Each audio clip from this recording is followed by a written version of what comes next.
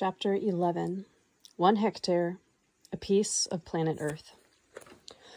I'm often told, why do you make such a fuss over 1 hectare? There are more important things.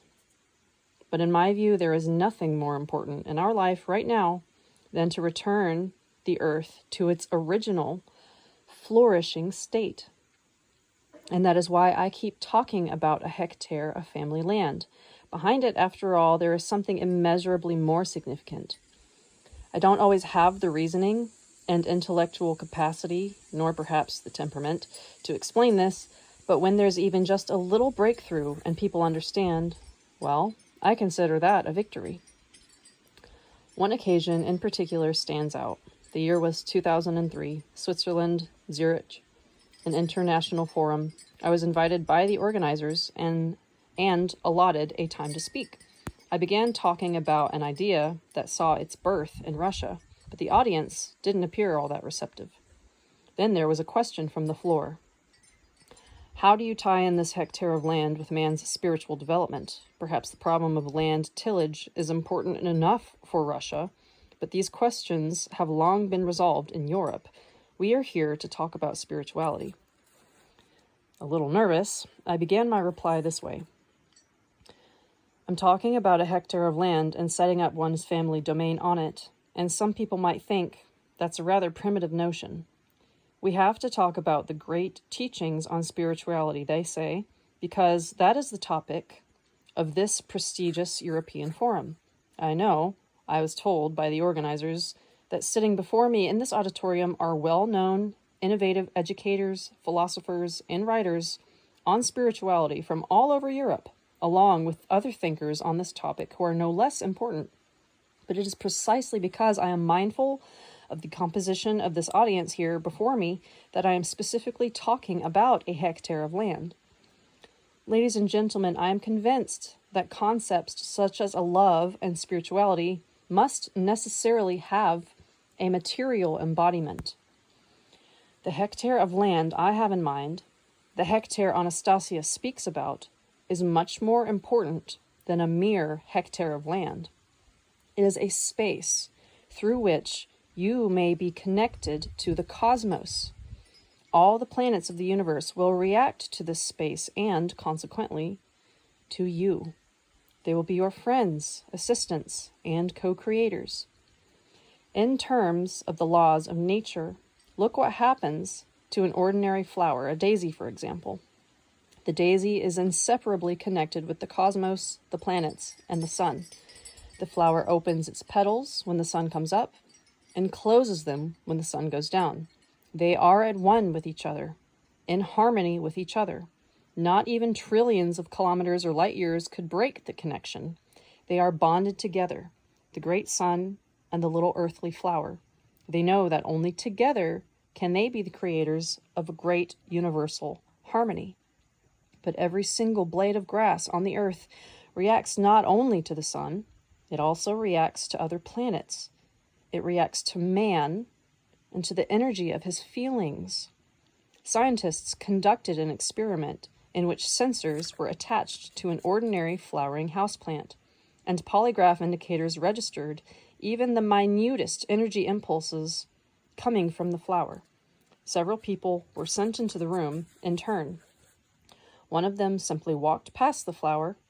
A second went over and gave it some water, while a third went in and cut off one of the leaves. According to the data registered by the polygraph, whenever the person who tore off a leaf entered the room, the plant would get agitated and cause the indicator to jump. Footnote, this is apparently a reference to the research conducted by the American polygraph scientist Cleve Baxter, 1924 to the present day. For further information, see Cleve Baxter's Primary Perception, Biocommunication with Plants, Living Foods, and Human Cells. Or Peter Tompkins and Christopher Bird's The Secret Life of Plants, especially Chapter 1, Plants and ESP. A related phenomenon can also often be noticed. Flowers fade when their owners go away. The upshot is that all plants react to man. They may like a particular man or they may not. Consequently, they may transmit to their planets a message of either love or an absence of love. And now imagine that you have some kind of space, say a hectare of land. This isn't just any run-of-the-mill hectare of land where potatoes are grown for sale, but a hectare of land on which you have begun to create based on a particular level of consciousness or spirituality. You have your own territory on which there are a whole lot of plants cultivated not by hired workers, but directly by you yourself. Every plant, every blade of grass will react to you with love.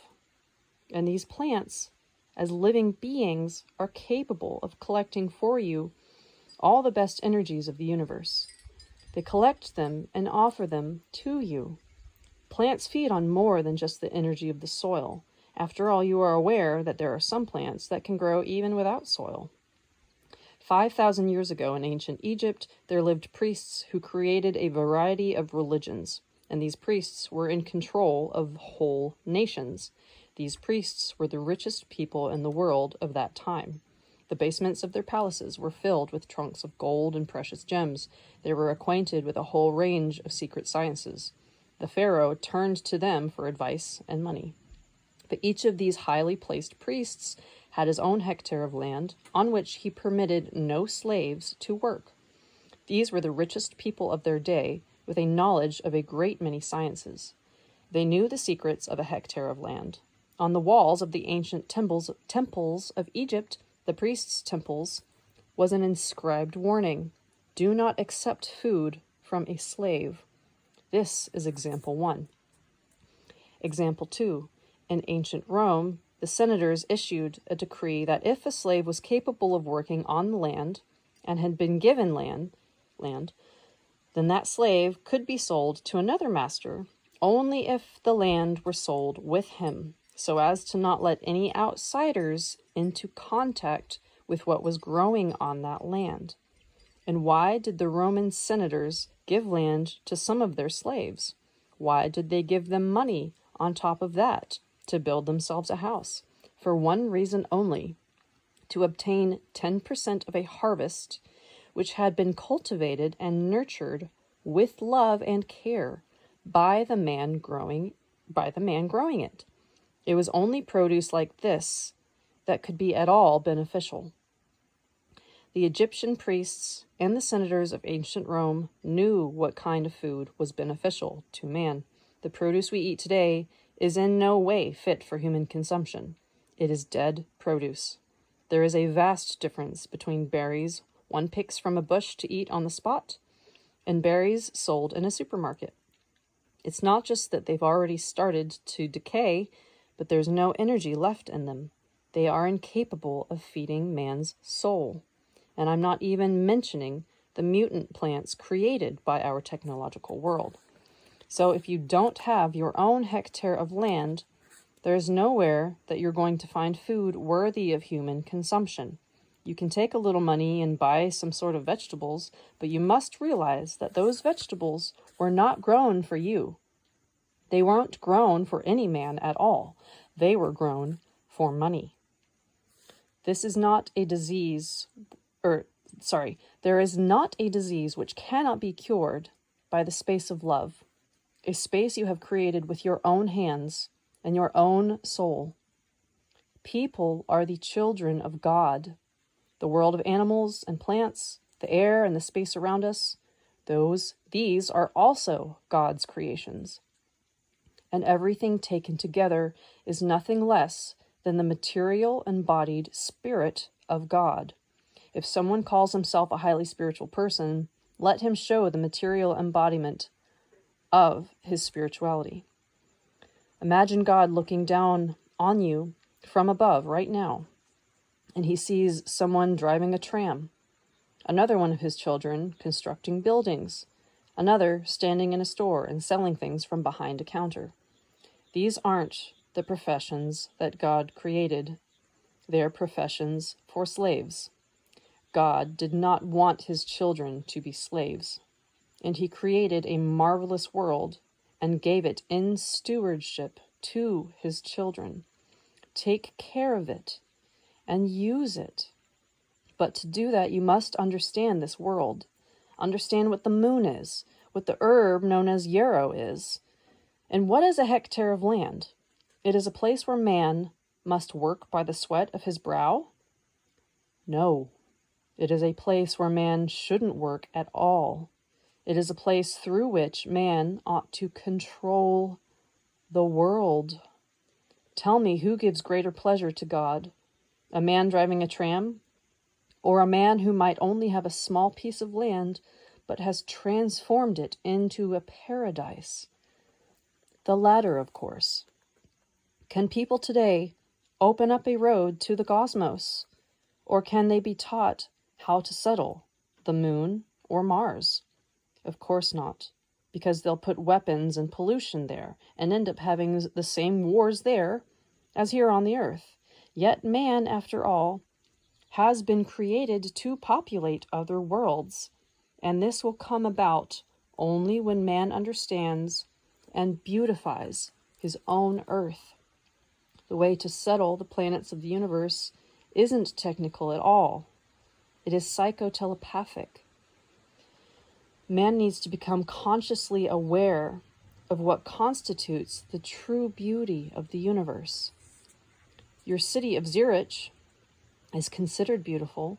We can say 1,000 times how beautiful it is, but what specifically is beautiful about it? Yes, it is very clean here. Yes, it looks as though there are many well-to-do people living here.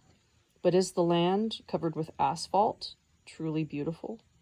Is it really good to have little green islands popping up just in certain places? Is it good that there's a dying tree, a majestic cedar, right in the center of your city? It's suffocating from the smog. It's suffocating from the exhaust fumes. And it's not the only thing that's dying and suffocating. The people walking along the city streets are suffocating from these fumes too. We should give some thought to all that we have managed to contrive on this earth.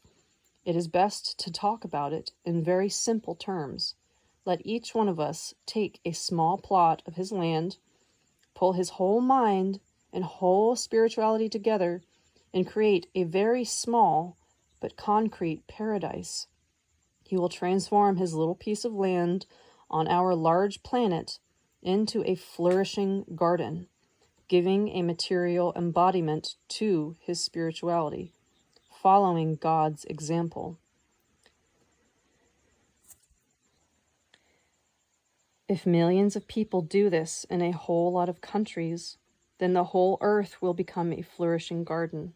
There won't be any wars, because millions of people will be completely engaged in a grand co-creation.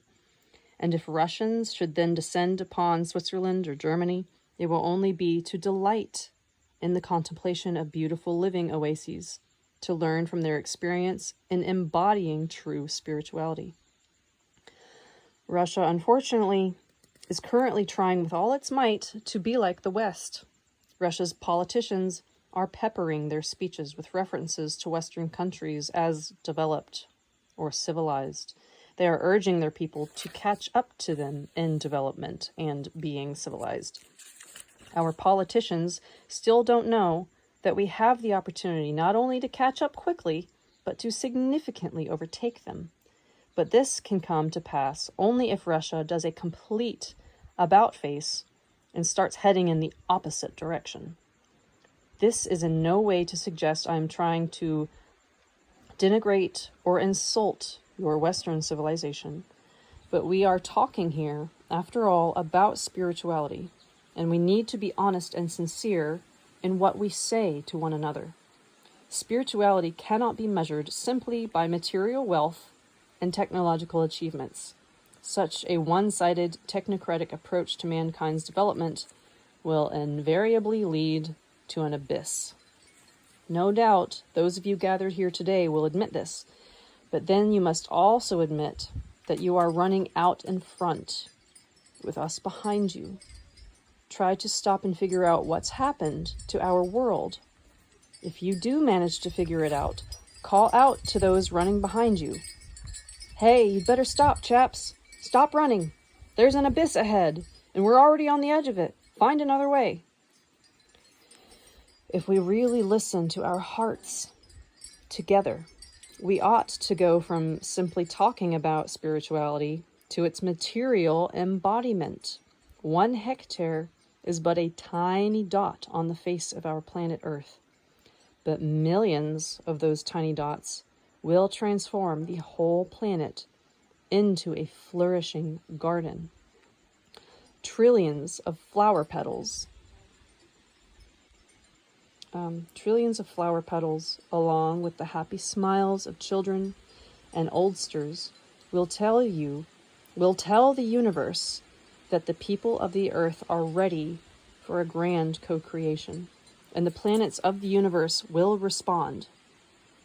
We are waiting for you, man. We are waiting for you, worthy Son of God. Our millennium has ushered in a great transformation on the earth. Tens of thousands of Russian families have already aspired to obtain their own hectare of land. A father and a mother who are actually creating a space of love for their children are more spiritual than the most celebrated wise men who only talk about spirituality. Let the spirit of each man spring up from the ground as a beautiful flower, a tree with fragrant fruit, and let this take place on every single hectare of our planet. After these words, for some time, absolute silence reigned in the hall. This was followed by a thunderous applause. I spoke in Zurich, on the following day too, once again to a full house. A number of our former compatriots were present here too. I don't think I came across too coherently, especially since I was speaking through an interpreter. But people stayed, they listened, because it wasn't just me that was talking with this audience. A higher power was speaking. A very simple, specific, yet at the same time extraordinary power. One that has been preserved for millennia in the depths of the human soul. A nostalgia for the true way of life, for man as creator. And then I thought, do I really need to explain to anyone that all Russia's sons and daughters that have been blown away by an ill wind will most definitely return? Of course, they will come back. You will remember Anastasia's words, quoted approximately from Book 2, Chapter 9. Mother Russia will greet crowds of guests on that day. They are all of the earth, as Atlanteans born. As prodigal sons they shall return. Let all the bards everywhere play on their guitars, and the old shall write letters to their children, and children to their parents. Both you and I shall become very young, and people will feel young for the very first time.